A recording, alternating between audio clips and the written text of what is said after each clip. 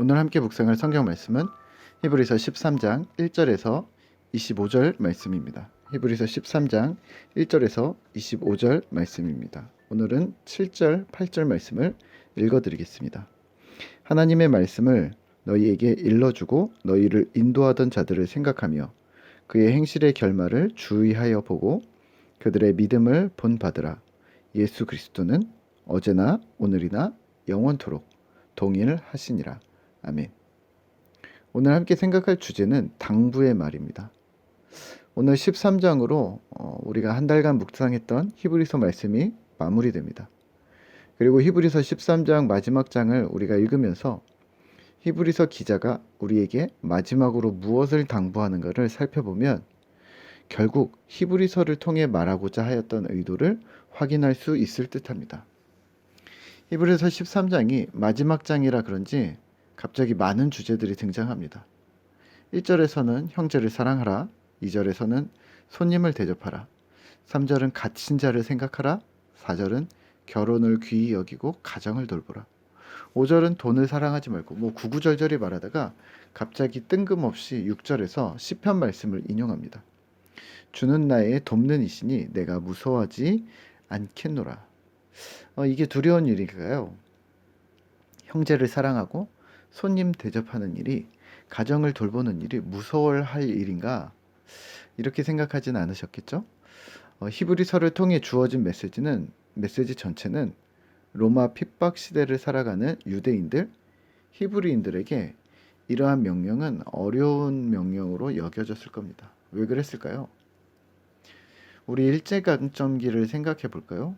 민족이 순환을 당하고 나의 한 목숨 부지하고 먹고 사는 것조차 힘들었던 그 시기에 이런 명령이 있었다고 생각을 해보세요. 형제를 사랑하라. 오늘 내 가족이 끼니를 거르고 있는데 이 명령을 지켜낼 수 있을까요? 옆 사람들이 죽어나가고 내 한 몸 건사하기도 힘든 상황 속에서 손님을 대접하라? 가정을 돌보라? 돈을 사랑하지 말라?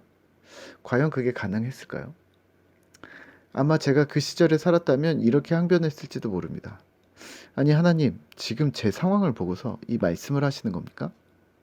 저는 힘들게 예수님 믿고 있는데 제 상황은 전혀 고려하지 않으시고 이런 메시지를 주시면 어떡합니까?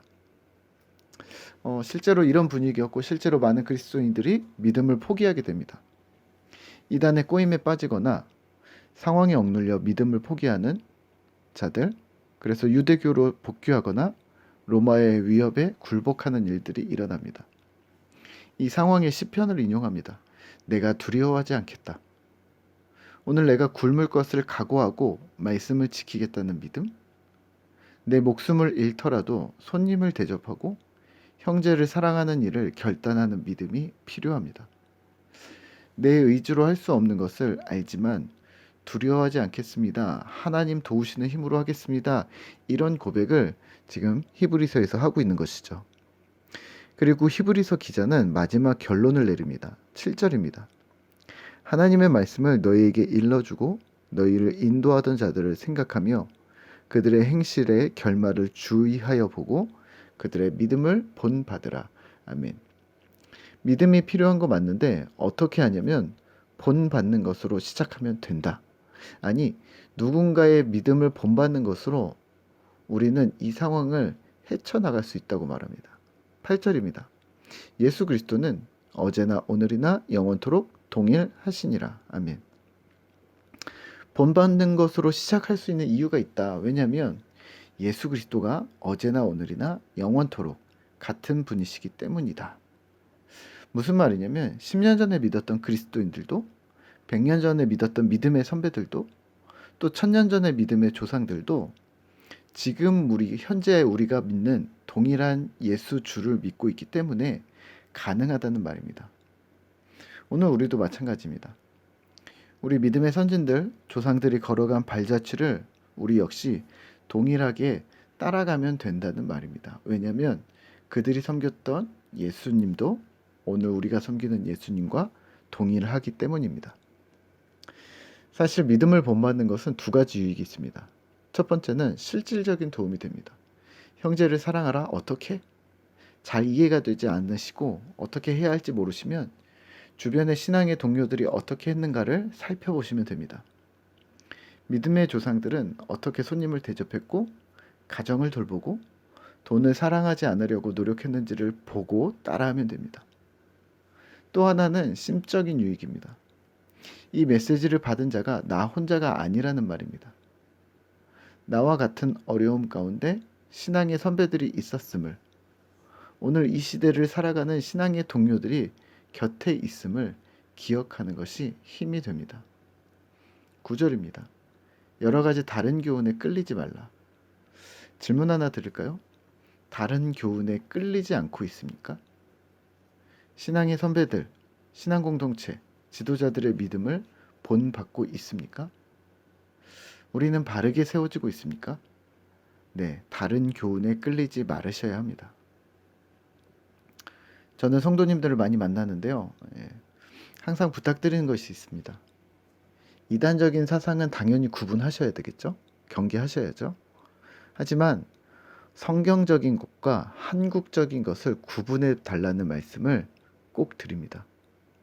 우리가 신앙 공동체에 거하면서 요구하고 요청하는 것들이 성경의 원칙에 맞는 것인가, 아니면 혹은 우리가 살아온 경험, 유교적이고 불교적인 한국 정서에 맞춘 것인가, 혹은 이 세태의 흐름을 따른 것인가를 구분하실 수 있어야 합니다. 예를 들면 부모를 공경하라. 왜? 잠언에 써 있으니까. 십계명에 있으니까. 말 안 듣는 자녀에게 내 말 좀 잘 듣게 하기 위해 성경을 활용하게 되면 우리는 성경을 가르치는 걸까요? 삼강오륜을 가르치는 걸까요? 잠언은 하나님 경외가 주제인데요. 또 십계명은 하나님 사랑, 이웃 사랑을 말하고 있는데요. 하지만 우리는 부모 공경하지 않으면 지옥 가는 것처럼 무섭게 말합니다. 더 나아가 하나님 말 좀 잘 들어라 라는 말보다 엄마 말 좀 잘 듣고 아빠 말 좀 잘 들으라고 이야기합니다. 저도 그러는 것 같은데요. 하루 100번은 애들한테 얘기하는 것 같습니다. 제 얘기입니다. 아빠 말 좀 잘 들으라고 합니다. 하지만 성경은 이렇게 말합니다. 하나님 경외가 먼저입니다. 그리고 하나님 경외하는 자에게 부모 공경이 없다는 것이 말이 안 되는 일이라고 설명해야 순서가 맞는 겁니다. 요즘 아이들 학교 가면 난립니다. 친구가 태권도 다니고 친구가 태권도 다닌다고 하면 태권도 보내고, 피아노 보낸다고 그러면 피아노 보내고 그렇게 따라가다가 어디까지 가실 건데요? 풍속에 끌려 다니면 끝이 없습니다. 신앙의 정체성을 세우셔야 합니다. 그 이야기를 하는 겁니다. 여러 가지 다른 교훈에 끌리지 말라. 이단은 말할 것도 없고 세상 풍속, 세상 전통, 또 내 판단, 주변 이야기, 성경이 말하는 것과 같은가 다른가 확인하시고 다른 교훈에 끌리지 말으셔야 합니다. 아니 목사님, 우리가 인간인데 어떻게 그게 가능합니까? 그걸 어떻게 딱딱 구분합니까? 네. 마음은 은혜로 굳게 함이 마땅하다고 생각하셔야 합니다. 은혜로 가능하다는 얘기입니다. 그래서 히브리서 지금 마지막 부분에 히브리서에서 제단 설명도 하고 대제사장 이야기도 하면서 히브리서 전체가 다시 생각나게 합니다. 그리고 포인트는 예수님의 고난을 기억하고 그분께 집중하라. 우리도 이 주님처럼 그 치욕, 희생을 따라 영원한 영광을 따라가자라고 말합니다. 20절입니다. 평강의 하나님이 21절입니다. 모든 선한 일에 너희를 온전하게 하사 자기 뜻을 행하게 하시고 그 앞에 즐거운 것을 예수 그리스도로 말미암아 우리 가운데서 이루시기를 원하노라. 영광이 그에게 세세무궁토록 있을지어다. 아멘. 당부합니다. 하나님께서 너희를 온전하게 하사 온전한 믿음을 주실 거라는 거죠. 기대하시죠. 히브리서를 마무리하는 오늘 우리는 무엇을 해야 할까요? 히브리서 기자의 부탁의 말을 기억하면 좋을 듯합니다. 믿음에서 떠나지 말고 다른 교훈에 끌리지 말고 온전한 믿음을 향해 성장해 가기를 힘을 내시죠. 오늘 만나는 사람들 속에서 여전히 신자로서 마음을 지켜내고 온전한 믿음을 이루어가는 신실한 신자 되시기를, 꿈터 공동체 되시기를 기도하겠습니다. 하나님 감사합니다.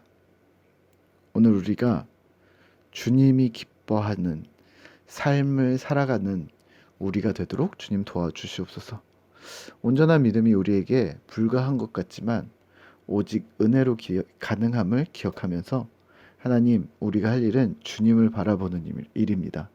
주님을 바라보며 믿음으로 나아가는, 또 믿음으로 오늘 하루를 살아가는 우리의 말과 생각과 행동 가운데 주의 은혜가 임하는 놀라운 역사가 있도록 주님 도와주시옵소서. 함께 하시는 주님을 찬양하고 기대합니다. 예수님의 이름으로 기도드립니다. 아멘.